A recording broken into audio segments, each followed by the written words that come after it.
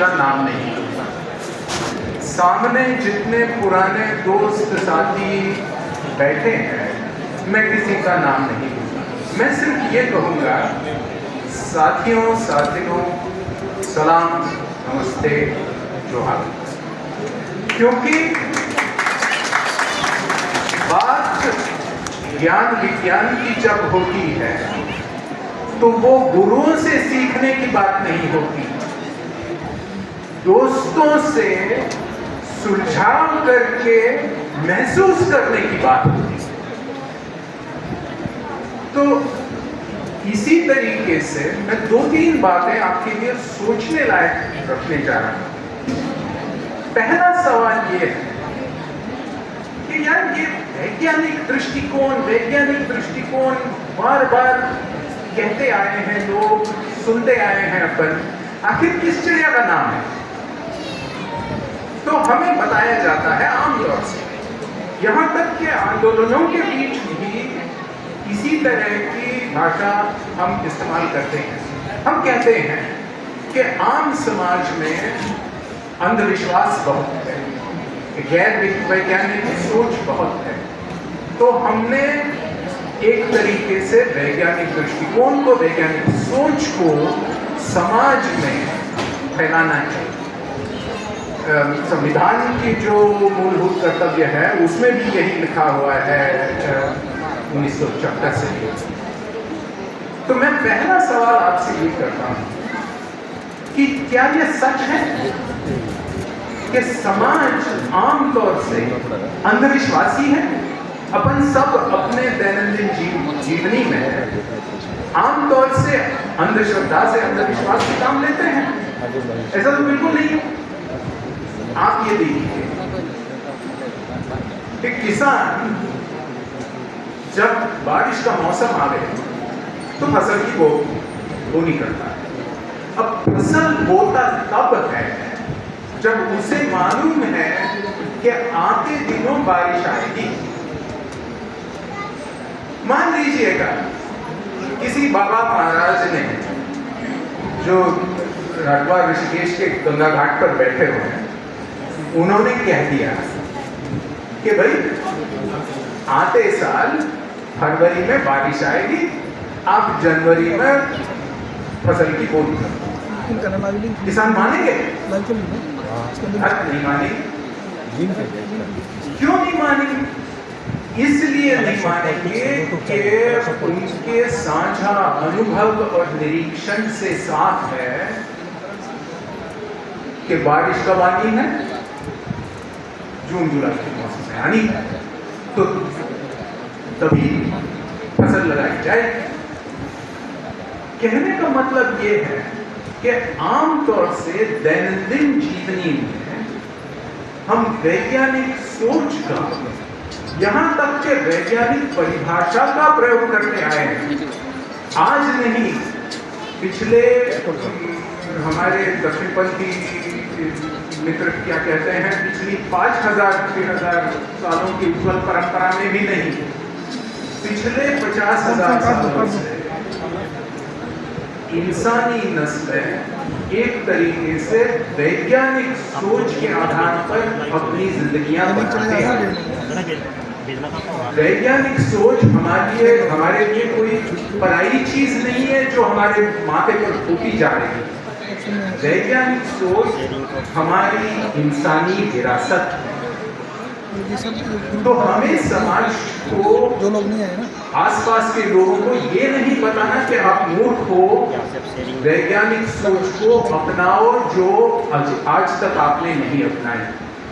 हमें उनको ये बताना है कि वैज्ञानिक सोच आपकी विरासत है, जिसे बीच बीच में जिंदगी के किसी ना किसी अंगों में हम छोड़ देते हैं।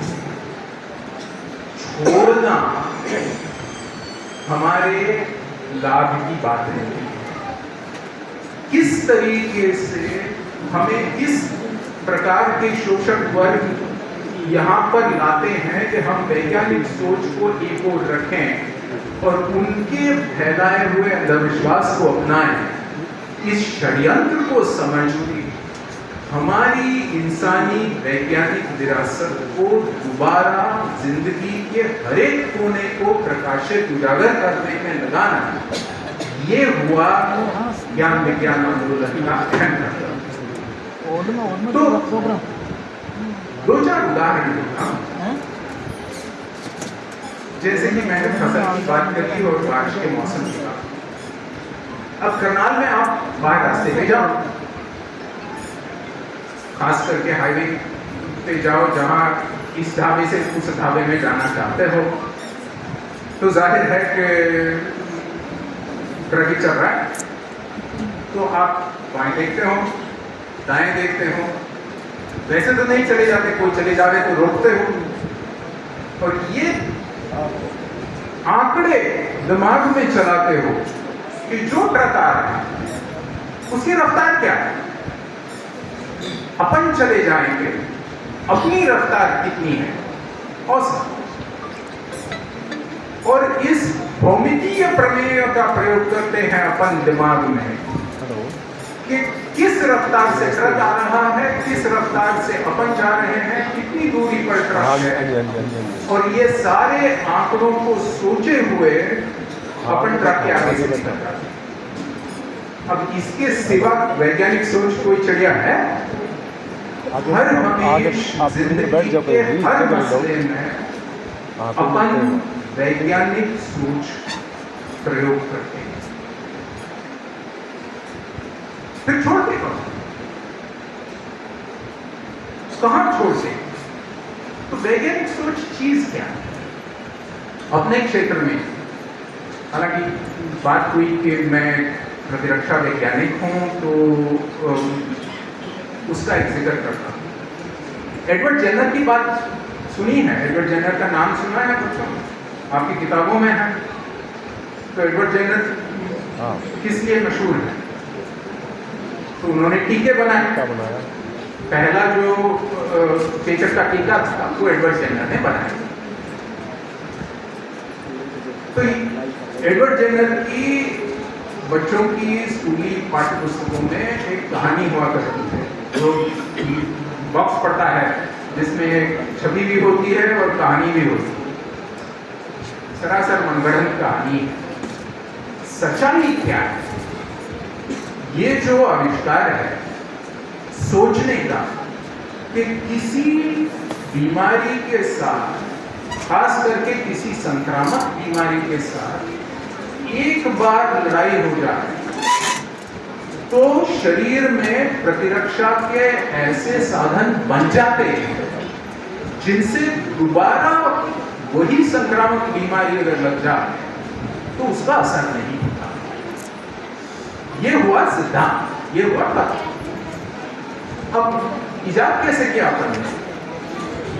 तो ये कोई एडवर्ड जेनर नाम का गुरु नहीं आया जिसको ये बात दिमाग में आया। तो फिर बात ये कि चेचक की महामारी इंसानों गांव घरों में बार बार आया जाया करती, लोग बीमार पड़ जाते थे। अब बीमार लोगों की देखभाल करने के लिए लोगों की जरूरत होती है। जो बीमार है उनकी देखभाल तो करनी चाहिए, कौन करेगा?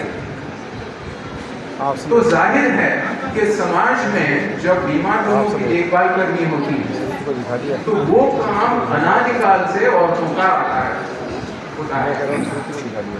तो औरतें यानी कि मौसियाँ, दादियाँ, नानियाँ, फूफियाँ, खालाएं बार बार ये देखा करती थी कि चेचक के बीमार रोगी की देखभाल करने के लिए किसी को भेजो तो उसको चेचक की बीमारी लग जाती है। सिर्फ उन लोगों को नहीं लगती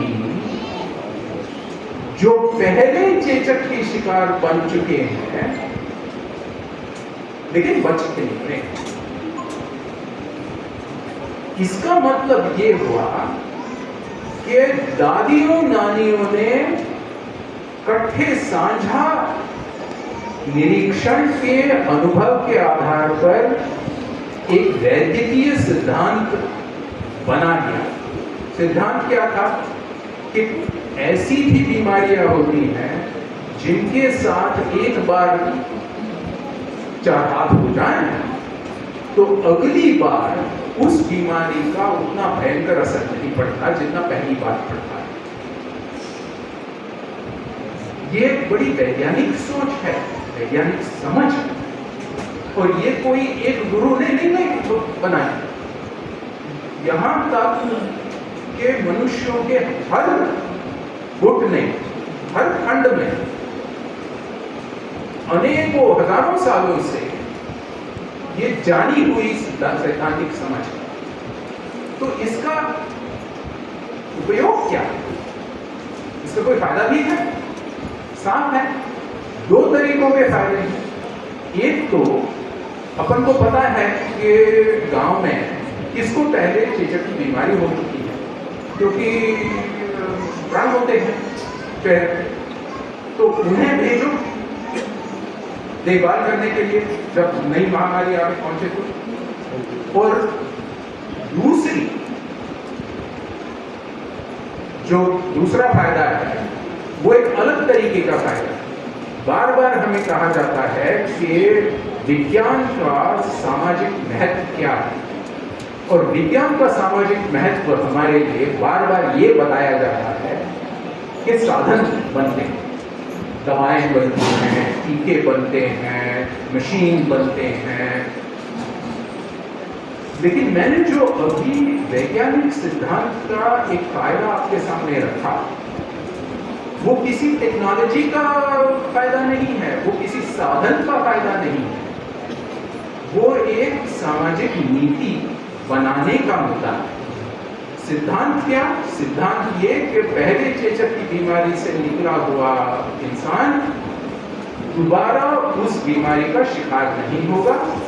इस वजह से देखभाल के लिए, चेचक रोगियों की देखभाल के लिए ऐसे लोगों की उपयुक्तता बहुत बड़ी है। तो ऐसे लोगों को जब महामारी आए तो ऐसे लोगों को इकट्ठा करके सार्वजनिक स्वास्थ्य व्यवस्था में उनकी खास शिरकत करवाएं। ये हुई सार्वजनिक स्वास्थ्य नीति जो वैज्ञानिक सोच और समझ के आधार पर बनाई गई है।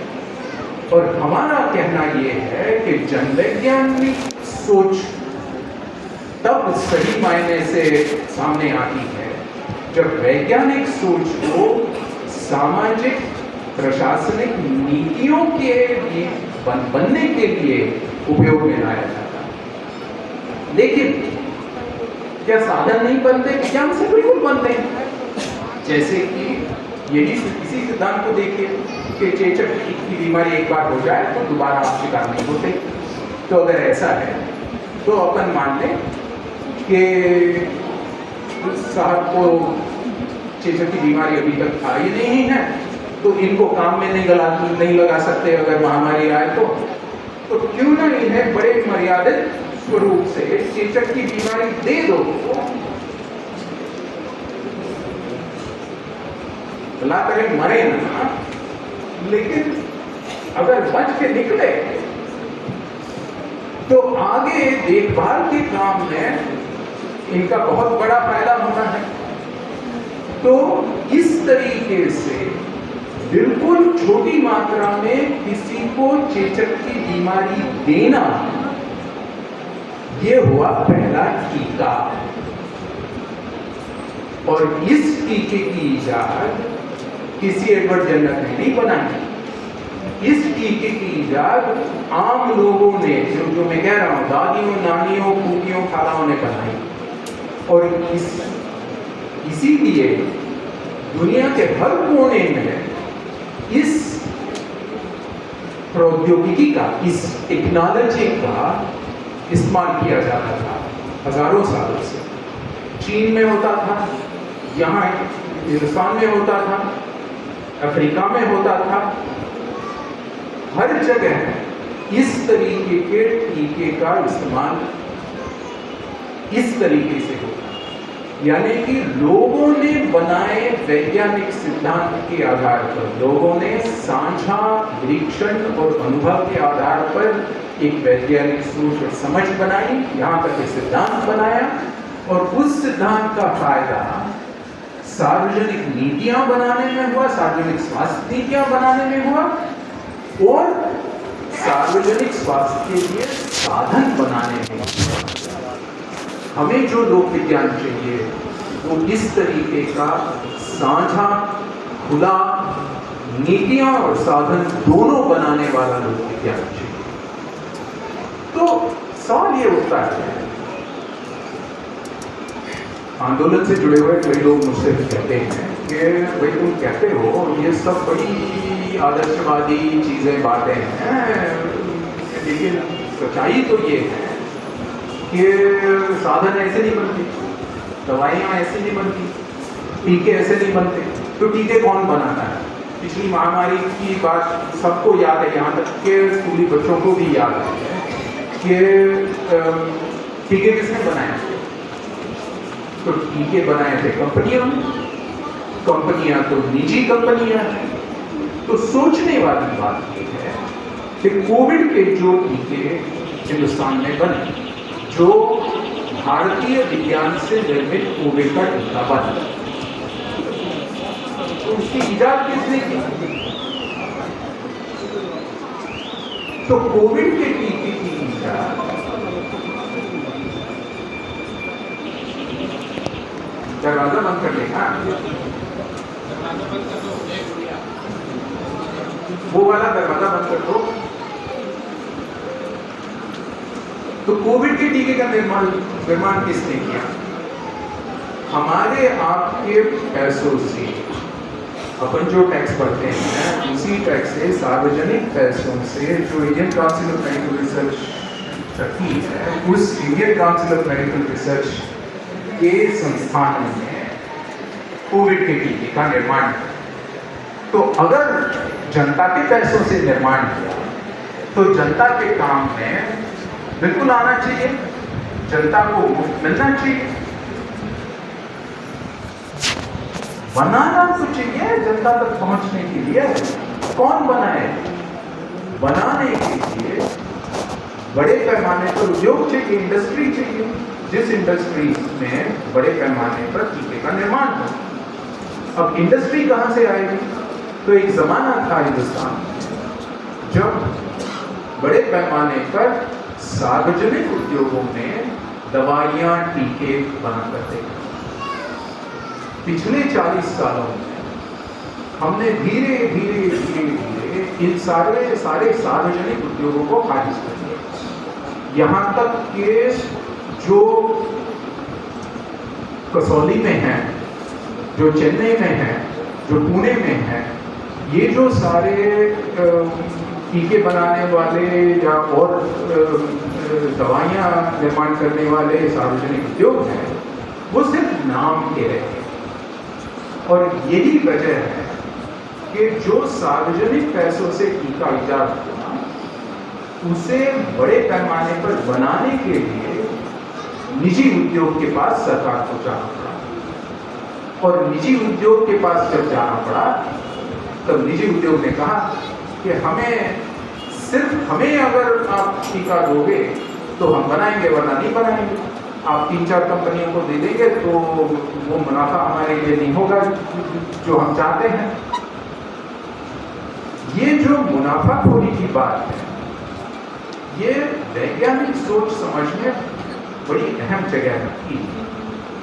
बात ये है कि जैसे जैसे वैज्ञानिक सोच और समझ बढ़ जाती है, वैसे वैसे हमारे पर्यावरण में फायदेमंद हस्तक्षेप करने की हमारी क्षमता बढ़ जाती है। जैसे कि मैंने कहा कि चेचक का एक सिद्धांत बन गया, उस वजह से हमारे महामारी के दौरान बदलते पर्यावरण में फायदेमंद हस्तक्षेप करने की हमारी क्षमता बढ़ गई। हम अच्छी नीति बना सके, हम टीका बतौर साधन के बना सके। इसका मतलब ये हुआ कि समाज के फायदे की चीजें वैज्ञानिक सोच के माध्यम से बनने लगी। जैसे वो बनने लगी, वैज्ञानिक सोच समाज एक तरीके से मुनाफाखोरी का विषय बनते हैं, क्योंकि उनसे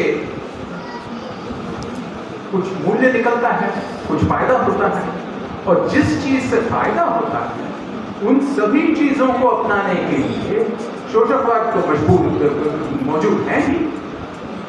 तो जैसे जैसे वैज्ञानिक सोच का ये फायदा सामने आने लगा, वैसे वैसे शोषक वर्गों ने वैज्ञानिक सोच को अपनी ओर लाना शुरू कर दिया, उसका आम समाज से रिश्ता तोड़ना शुरू कर दिया।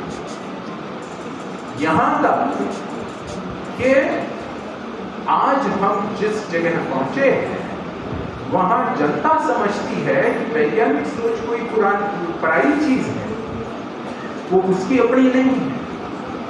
जबकि जैसा कि मैंने कहा, वैज्ञानिक सोच समाज के निरीक्षण से, अनुभव से बन के उभर आने वाली चीज। तो सोचिए कि आप पैसे बनाना चाहते हैं, आप मुनाफाखोरी करना चाहते हैं, और एक वैज्ञानिक सोच है जिसके जरिए ये सारे साधन बनते हैं, तो आप किस तरीके से पैसा बनाएंगे? तो दो आम तरीके सामने आते हैं वैज्ञानिक सोच को मुनाफाखोरी में इस्तेमाल करने के लिए। पहला है कि अपन लोगों से कहें कि भाई सारे तत्व सिद्धांत हम जानते हैं, आप नहीं जानते। क्यों? क्योंकि आप मूर्ख हो। हम जानते हैं, हम आपको बताते हैं, आप हमारे सामने आके बैठो, आप हमारी बात सुनो, आप हमारी बात पर पूरा यकीन करो, और उस यकीन के साथ साथ आप हमें पैसे दे। ये हुई बाबा महाराजों की नीतियां, जिसे एक तरीके से महाराष्ट्र में अंधविश्वास निर्मूलन आंदोलन जिसे मुकाबला करते आ रहे हैं।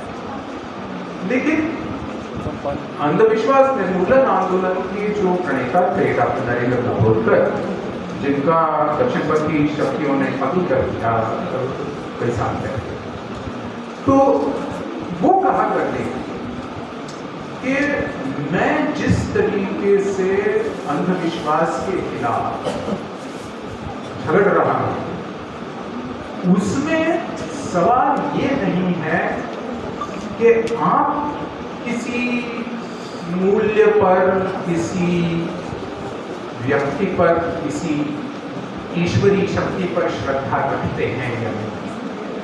सवाल ये है कि उन श्रद्धाओं का कोई गलत फायदा उठा के आपको लूट रहा हो, तो उस लूट के खिलाफ हम खड़े हैं। हम आपकी श्रद्धाओं के खिलाफ खड़े नहीं हैं। तो वो एक मराठी के एक जाने माने कवि हैं, तो उन्होंने अपनी जीवनी में लिखा है, एक कविता में लिखा है कि, अब मराठी में तो नहीं पता होगा, एक आम हिंदी में बताना। कविता में वो कहते हैं, मैं दादी से पूछा करता था जब बच्चा था, दादी भगवान क्या चीज है? तो चूल्हे के सामने रोटी बनाती हुई मेरी दादी मुझसे कहती थी, बेटवा तू जब पेट भर रोटी खाता है ना, तब मुझे भगवान दिखता है। हमारी जो भगवान की संकल्पना है वो मूल से अवैज्ञानिक या वैज्ञानिक नहीं है, वो एक अलग चीज है। उसका जब गलत फायदा उठा के लोगों को लूटा जाए तो सरासर गलत नाइंसाफी बात है, जिसके खिलाफ वैज्ञानिक और प्रगतिशील शक्तियों ने खड़ा होना चाहिए। तो इसका मतलब ये हुआ कि एक तरीके से सबके पास फोन है और फोन पे सबसे ज्यादा चीज आपको क्या दिखाई देती है?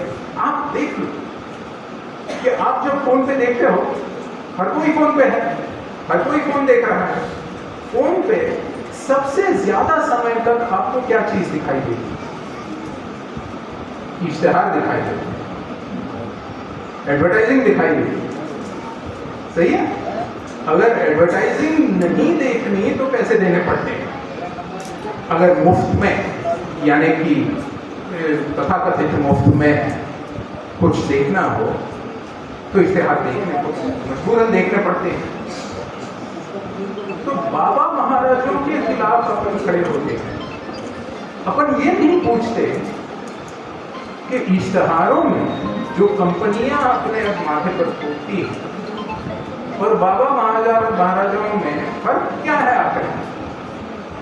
दोनों ही हमारे विश्वास के साथ खिलवाड़ करके मुनाफा पूरी करते हैं। तो डॉक्टर दाभोलकर कहा करते थे कि जितने हम लोग अंधविश्वास के खिलाफ खड़े हैं वैज्ञानिक आंदोलन में, उतने ही निजी क्षेत्र की मुनाफाखोरी के खिलाफ खड़े हैं। ये दोनों एक ही चीज के दो अलग अलग पहलू हैं। अगर ये ना समझे तब आप जाके कहो कि नहीं हम सिर्फ अंधविश्वास में काम करते हैं, हम आर्थिक सामाजिक इंसाफ की बात नहीं करते। जो सच्चाई समझते हैं वो ये समझते हैं कि बाबा महाराजों के हथकंडे और निजी कंपनियों के हथकंडे, ये दोनों वैज्ञानिक सोच के लिए बिल्कुल उतने ही हानिकारक है।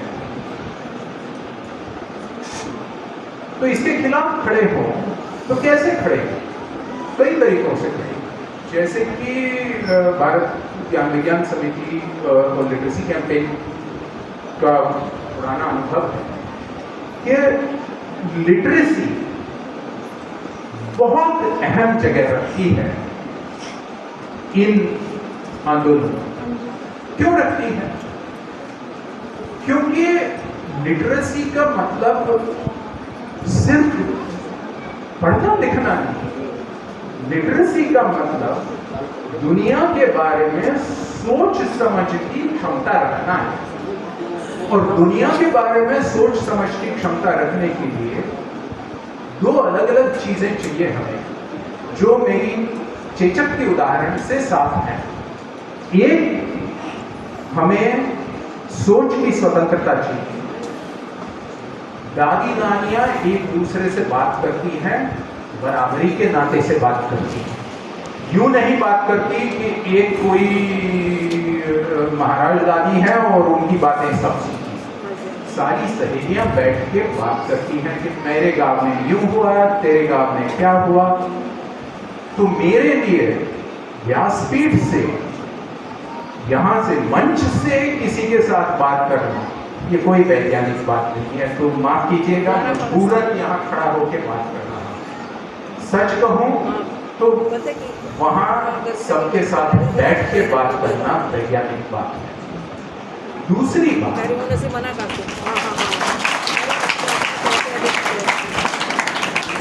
बात, जब अपन एक दूसरे को अपने निरीक्षण अनुभव बताते हैं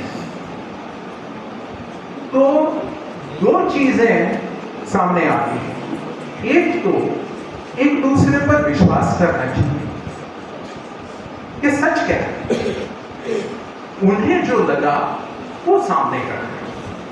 लेकिन इतना भी विश्वास नहीं करना चाहिए कि बगैर परख के बात को अपनाएं। तो ये जो एक तरीके से बैलेंसिंग एक्ट है कि यूं ना कहो कि झूठ बोल रहा है, यूं ना कहो कि महाराज बोल रहे हैं, बीच की बात करो। उसे लगा है कि उसका निरीक्षण ये दिखाता है, माना, लेकिन यहां तक भी नहीं माना कि बगैर सोचे समझे अपना है। उसे परख लो, उसे दोबारा उसका निरीक्षण कर लो, उसका अनुभव कर लो, फिर सोच समझ के साझे अनुभवों के साथ अपनी वैज्ञानिक सोच बनाओ। इससे ज्यादा सामाजिक साझेपन का दूसरा उदाहरण नहीं है। वैज्ञानिकता ये हमारी असली इंसानियत की विरासत है, सिर्फ इंसानी विरासत नहीं। हमारी इंसानियत हमारी वैज्ञानिकता में कि एक दूसरे का आदर करें, एक दूसरे की सुने। तो काफी वक्त हो चुका है, मैं काफी देर से बोल रहा हूं, तो इसलिए आखिर के 2-3 मुद्दे इसी एक दूसरे की सुनने के बारे में सामने रखा हुआ, जो मेरे हिसाब से आंदोलन के लिए भी विचार करने लायक है। अपन कहते हैं कि सबकी सुननी चाहिए, बच्चों की सुननी चाहिए, बड़ों की सुननी चाहिए, छोटों की सुननी चाहिए, महामहिमों की सुननी चाहिए, और उसी संशय के साथ सुननी चाहिए, लेकिन उतने ही आदर के साथ सुननी चाहिए। तो अगर यूं सुननी चाहिए तो बोलने का मौका तो मिलना चाहिए, सबको बोलने का मौका मिलना चाहिए, सबकी सुनी जानी चाहिए। तो मैं आपसे सवाल करता हूं, हालांकि आप त्रैवार्षिक बैठक में शिरकत कर रहे हैं, इसलिए कृपा करके इस बात पे, आंदोलन के अंदरूनी बात पे भी थोड़ा गौर कीजिएगा कि क्या हम सचमुच सबकी आंदोलन के भीतर भी सुनते हैं?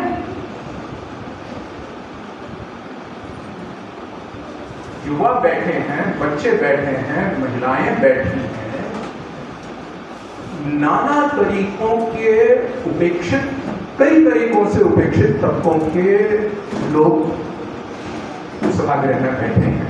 मैं उनसे पूछता हूं, क्या आपकी सुनी जाती है? बाहर की दुनिया की भी बात नहीं कर रहा हूं, अपनी आंदोलन की बात कर रहा हूं। क्या आपको लगता है कि आंदोलन में आपकी सुनी जाती है? और आंदोलन के शीर्ष नेतृत्वों को भी मैं गिरा के पूछना चाहता हूं कि क्या हम लोग इस बारे में, इस समस्या को लेकर पूरे जागरूक हैं या और होने की जरूरत है?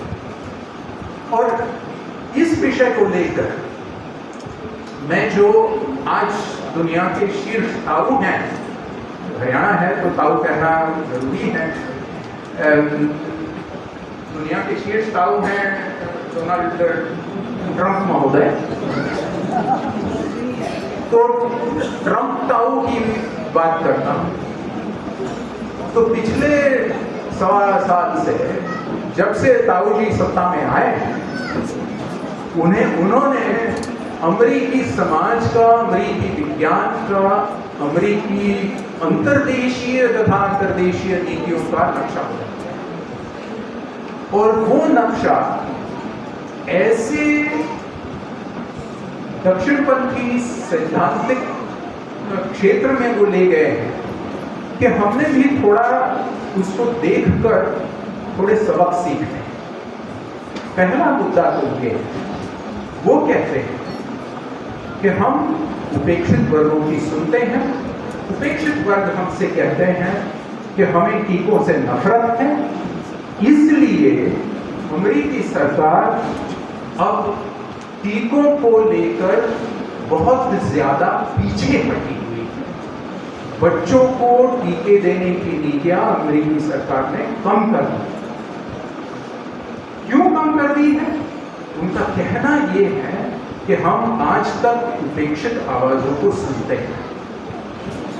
अगर हम जो तरक्की पसंद सोच में विश्वास रखते हैं, वो उपेक्षित वर्गों की आवाज को, आकांक्षाओं को, सोच को, समझ को सुनकर उसका साशंक आदर करके आगे ना बढ़े, तो उनमें से कई लोग इस तरीके के षड्यंत्रों में शामिल हो जाते हैं। ये हुई पहली बात। दूसरी बात, अमेरिकी सरकार ने एक जंग छिड़ी हुई है, उनकी अंदरूनी जंग। बाहरी जंगें तो बहुत छिड़ी हुई है, लेकिन मैं जो जिक्र कर रहा हूं वो अंदरूनी जंग का है। और वो जंग किसके खिलाफ है? तो DEI के खिलाफ है। तो ये DEI भला क्या चीज है? तो D मतलब डाइवर्सिटी यानी कि वैविध्य, E मतलब इक्विटी यानी कि समानता, I मतलब इंक्लूसिवनेस यानी कि साझापन। तो विविधता, समानता और साझापन समाज में, आंदोलनों में सरकार ने लाने के लिए जितना जो कुछ छोटी बड़ी कोशिशें अमेरिकी सरकारें करती आई हैं, उन सब को साउ जी की सरकार ने खारिज कर दिया। क्यों खारिज कर दिया? इसलिए खारिज कर दिया कि ऐसा करें तो जो सचमुच समझ रखने वाले दिव्य बुद्धि के इंसान हैं, उनकी बात सुनी नहीं जाएगी। इन आलतू फालतू समतावादी, विषमता विरोधी, साझेपन में विश्वास रखने वाले लोगों की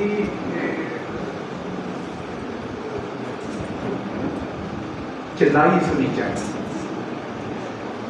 इसलिए मैं आखिरी बात रखना चाहता हूं, और वो है विविधता का भी कोई मोल है।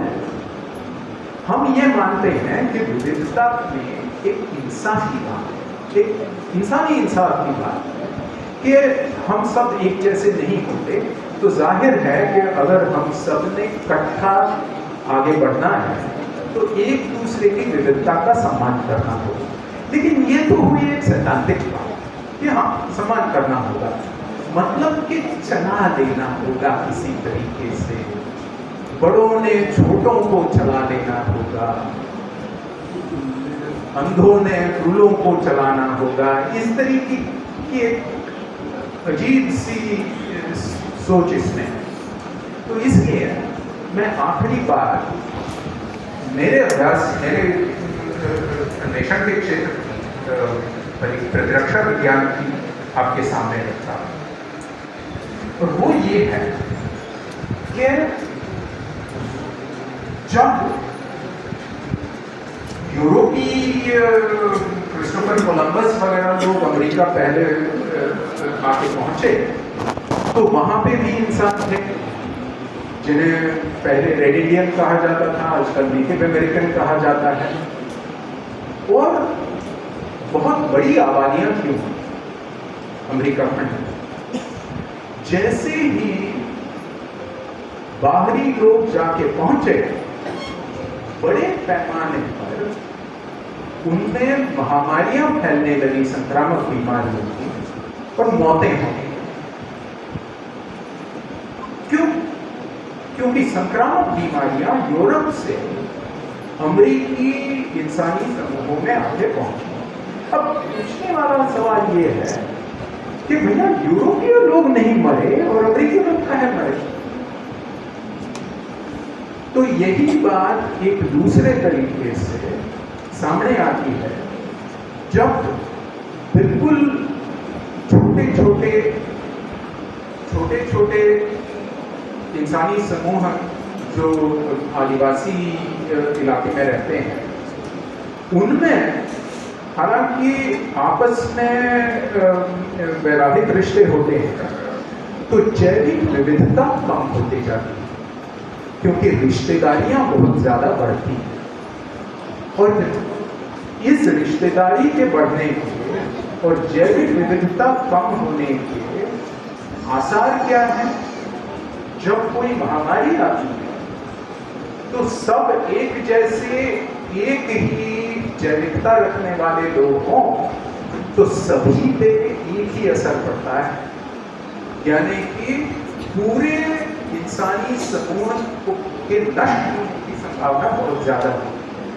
तो विविधता का जैविक उपयोग है, उसी विविधता से जो आपके हमारे शरीरों में है, आपकी जो प्रतिरक्षा व्यवस्था काम करती है, अगर जैविक विविधता नहीं होती तो प्रतिरक्षा व्यवस्था आपकी काम ही ना करती। तो जैविक विविधता का मूल्य सिर्फ तात्विक सैद्धांतिक नहीं है कि हाँ मूल्य व्यवस्था कहती है कि विविधता का सम्मान करो, लेकिन असल में विविधता को झेलना पड़ता है। ये बात बिल्कुल गलत है। विविधता का सम्मान इसलिए भी करना चाहिए कि वो इंसानी इंसाफ की बात है, और इसलिए भी करना चाहिए कि अलग अलग नजरियों से, अलग अलग जैविकताओं से, अलग अलग अनुभवों से हमारा साझा निरीक्षण, साझा अनुभव ज्यादा समृद्ध होते जाता है, उसमें गहराई ज्यादा होती है, और उसमें से जो सैद्धांतिक नतीजे निकलते हैं वो ज्यादा विश्वसनीय होते हैं, वो ज्यादा सारे समाज के, सारे लोगों के कल्याण के लिए, हित के लिए लाभदायक है। मैं यहीं पे रुकता हूँ। मैं फिर एक बार आपसे जिक्र करूंगा कि ये जो विविधता का मुद्दा मैंने उठाया, ये एक और ऐसा मुद्दा है कि हाँ सब ठीक कहता है कि विविधता बड़ी अच्छी चीज है। दूसरी ओर आंदोलन के अंदर क्या हम युवाओं की सुनते हैं, क्या हम महिलाओं की सुनते हैं, क्या हम और बाकी उपेक्षित तत्वों की सुनते हैं, क्या उनमें से हमारा शीर्ष नेतृत्व बढ़ाता है, कम से कम आने वाले वर्षों में बढ़ाएगा? इसके लिए हम क्या करते हैं, ये भी सोचने की बात है। मैं आपसे गुजारिश करता हूँ कि ऐसे थोड़े विचलित करने वाले मुद्दों पर भी आप सोचिए। बहुत बहुत धन्यवाद। बहुत